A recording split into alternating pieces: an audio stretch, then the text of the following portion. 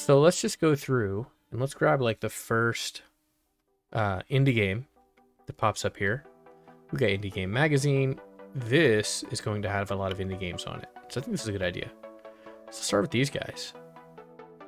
La Fucina del Gran Ducato. I don't know exactly what that means. It's a cool looking game though. Quality's kind of low here, but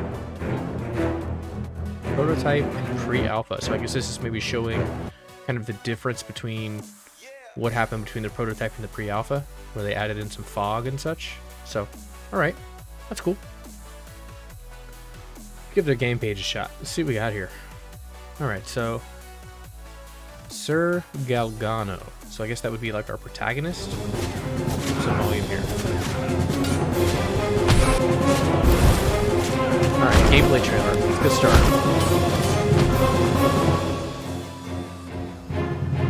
Decent gameplay. Side-scrolling, medieval, beat 'em up, game with RPG elements. We'll watch the trailer and check this out.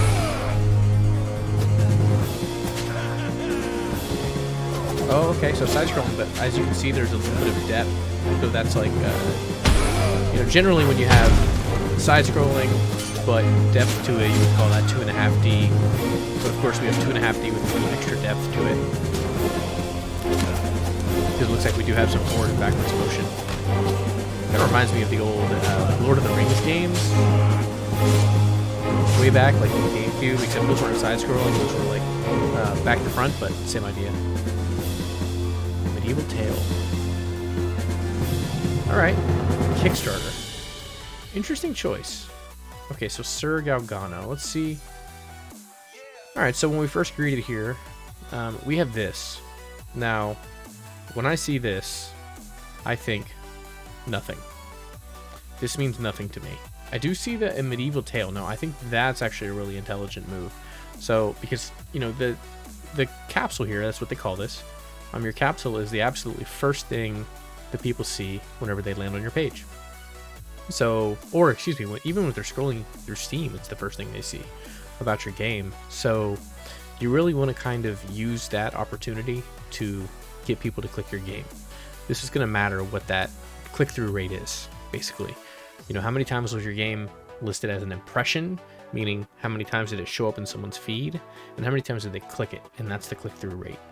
So on this game, just like any game, this is the first image that anyone sees, this right here.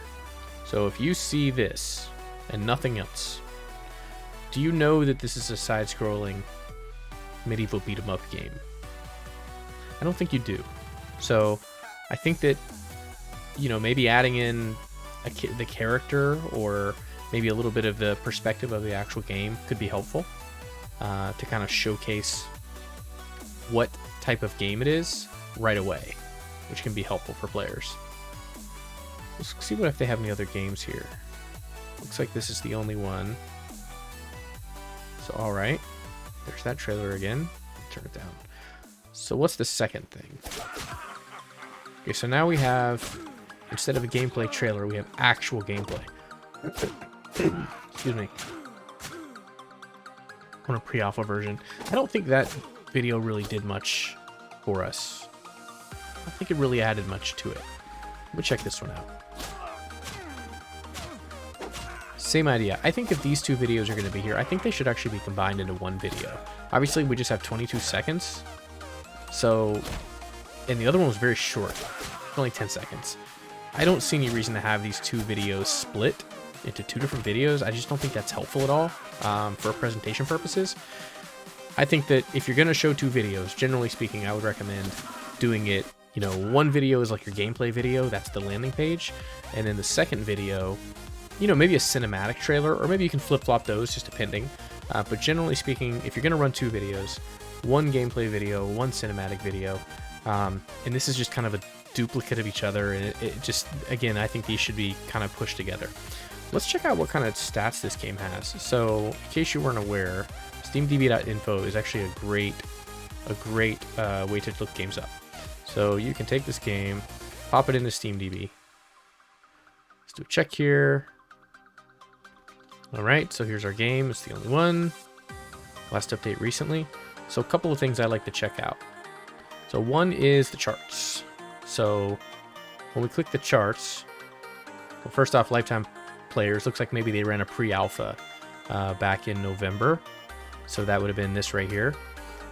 But, aha, okay, so here's what you're looking for. So followers. So this is a really important number. 55 followers. So when you see that, you know, and there's a lot of math that kind of goes involved here, different types of methods that you can use to calculate this. But what I like to do is 10x it and give me an approximation on wish list. So we have to assume that this game has somewhere around 500 wish lists, which is decent for an organic type of campaign. I mean, 455 followers on Twitter, so again, not too bad. Not the biggest account, not the smallest account. Okay, so let's go back and check out the Steam page. So we got gameplay video, excuse me, we have like a gameplay trailer, we have a gameplay video and a gameplay video, which I think should be combined. And then we get right to screenshots. So let's see how we do here. So this one's a little bit blurry, I would say. Not super clear. It's going to make it a little more difficult to actually make out exactly what's going on in the game. This one's cool because it shows off the fire effects. Now, obviously, you know, having this stuff over here, you want it on here to make sure no one takes your screenshot and does anything else with it. It's basically like a watermark, which is cool. We have an inconsistent watermark. We have a small one on this page and a big one on this one.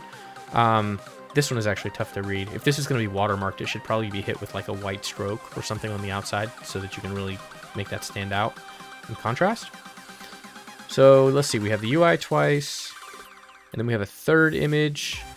Again, it's, you know, and there's a lot of colors in these, and it's not really just standing out extremely well. Now, the thing that it is nice on here is, you know, we've got name of a character that you're fighting against. You've got their health, which is cool. So it showcases that, like these old arcade beat 'em ups, you can actually see what the health is of each player. So that's actually really cool. This one's good, but these, you know, again, these were kind of all in that gameplay trailer. And what you really want to do, first off, is we have a lot of screenshots here, and a lot of them are really similar. This one doesn't really add anything more than this one, right? So I don't know that this one's even necessary. This one stands out and catches your eye because of that fire. That one's really cool. And then if you move on to this one, doesn't do too much. This one's cool because now we're showcasing some of the different environments and landscapes in the game. These two are almost exactly the same. I would either get rid of both or get rid of one of them. I don't think that's helping anybody. This one, similar to these as well. Not really a huge change. This one's probably a little bit better just because it has the extra people in it. So if you're gonna keep one of them, I would keep this one probably over these two. Now this one is nice because it shows an area that's completely different than the other areas.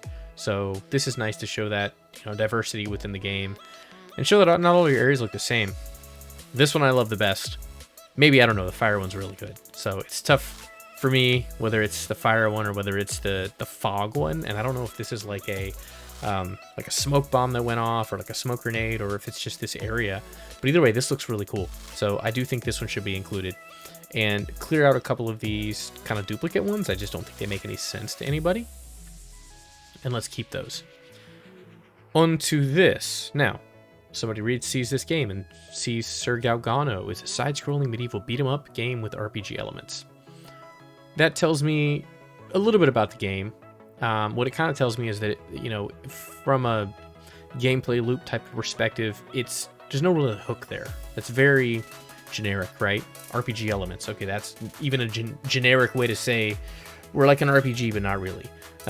Beat 'em up, obviously, you're telling the genre, but you know, if there is a really unique gameplay hook, it's nice to kind of maybe bring that in and talk about it a little more. You know, here in this, other than just this kind of one sentence, I just don't think that really, like when I see this, first off, there's not even a period at the end. It's not even a complete thought, right? Not the period. So I don't think, oh man, that's me. I've really been looking for a side-scrolling medieval beat-em-up with RPG elements. I could just kind of go, oh, that's cool. All right. Let's check the rest of the page out. Okay. It is currently February 28th, 2023. You can see, 10:29 p.m. The last update we have is December 10th. So that means that nothing's been added to this page from the dev as far as announcements go we're about to hit March. So when you see a page like this, you kind of think, they still working on this? Do I really want to wishlist it? Like, what's happening with development? And maybe, you know, maybe you're busy in development. But if that's the case, you should be updating your potential, you know, onlookers onto the page. So let's hit view all and see if there's any more. And there's not. Yeah, so this really needs to be up to date. I would definitely recommend adding some additional info in here, making an announcement, keeping people engaged, people that are already wishlisted, people that are thinking about wishlisting, all of that. Okay, let's scroll down some more. So first we start with a review, which is interesting because the game is not released yet. Golden Axe Italiano. I mean, okay, all right. I like Golden Axe. See, now Golden Axe is a great thing to include here, right? If this game, if like Golden Axe is the inspiration, you can mention that and just say, hey, you know, it's a game in the similar genre as Golden Axe, and name a couple other games that maybe were inspiration for the game. Like, imagine if Golden Axe were set in medieval times and added RPG elements. Okay, all right. So now you've got me. You know, now you've set a game that I know and I want to play and I enjoyed playing. And now you've added in some of these other elements, and now it sounds cool. And then we have, again, look at this, Golden Axe mentioned again. Mentioned on the page down here. Let's mention that earlier, man. Let's get that involved. Medieval Tale, Golden Axe Twist. Okay, interesting to see these reviews here. So let's check the about the game. That's 12th century. Goodbye to prison. So basically, this is like the story. Places the player in control of the hero. Drew comparisons to character King of Dragons, Frosted Saga, Knights of the Round, and Golden Axe. Makes sense. Okay. Focuses on the hero. Sir Galgano Guidati, well known as Saint Galgano. Okay, very direct on the story. You know, told as I don't know what person that is. Guess I have to ask. Told as just direct. I guess it's told as like third person, but which is fine. So we have a GIF here. GIF. I don't know. GIF's peanut butter, right? GIF is a video. It's images. Okay, solid GIF. Now, the only thing I will mention with these GIFs is that we're seeing the same locales again. So as a player, I look at that and I go, well, maybe there's only like 1 or 2 locations. So definitely you want to showcase as much variety as you can. I would probably put this one first. Even though it was shown in the other scenes, showing more of these unique and varied locations. It's just going to be something when the player sees it and thinks, oh, hey, maybe this game has like a decent amount of content to it. So that'd be my recommendation there. Pretty good GIFs, though. I mean, they show some of the animations, which is really nice. Again, same thing here. Parry, roll, dodge, and attack. That's 3 T's in attack. Look at that. Dink, dink, dink. Triple T.